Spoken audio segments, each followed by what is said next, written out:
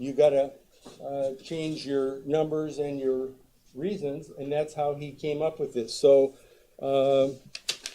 Exhibit 55 shows about $8,100 to tear everything out. And let's talk about the so-called damage to the city of Fullerton. Can we have exhibit, I think it's 51, shows the, yes, okay. Here's the space, folks. So what part of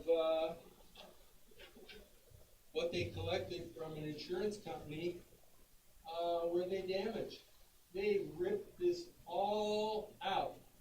Now, Air Combat had spent over $100,000 to put something in that was nice, but the contract only required them to put it back to the demolished precondition on move-in.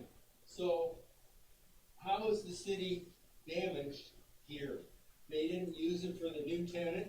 They didn't use it at all, but they went ahead and put in their claim to a compliant or ignorant insurance entity and collected a bunch of money. Now they want $10,000 for their deductible and some $80,000 for the balance that the carrier paid. I suggest that they get nothing, or at most, if you want to award something, then $8,100 should be it, because that's what it was when it wasn't somebody trying to gin things up. Now, there's also a fella you may have heard of, but you only heard his name because you didn't see him here. His name is Bill Roy. Who's Bill Roy? Well, he wrote a report. He was the person who represented Sunny Hills Restoration.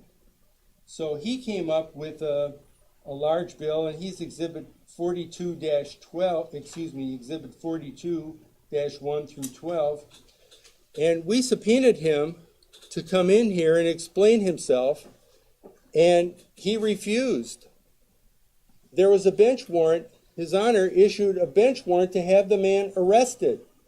He still hasn't showed up, apparently because the sheriffs are busy with other things and he's not a high priority. But this is the kind of, and this report was relied on by Mr. Fowler, who got it wrong and suddenly had an epiphany over the lunch hour. And by the way, look how careful Mr. Roy was.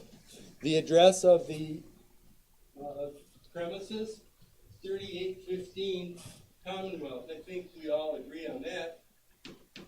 He couldn't even get the address right. He's got 5719 Commonwealth.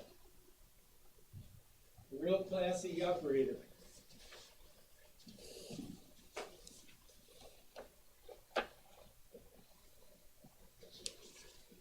Now, I'm not an expert in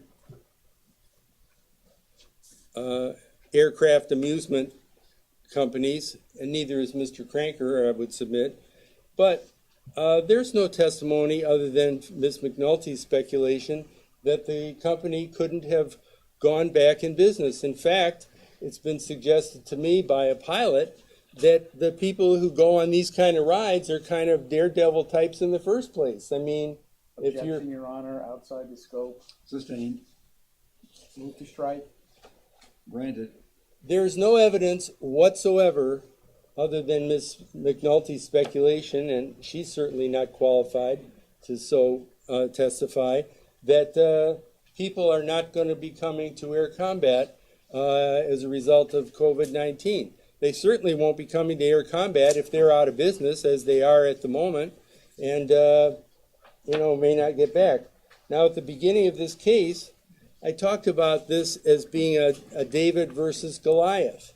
Now, Mr. Blackstone is not exactly a physically imposing figure, but I respect his willingness to stand up for what he believes is right and protect the company that his father founded many years ago and that the city has tried to wreck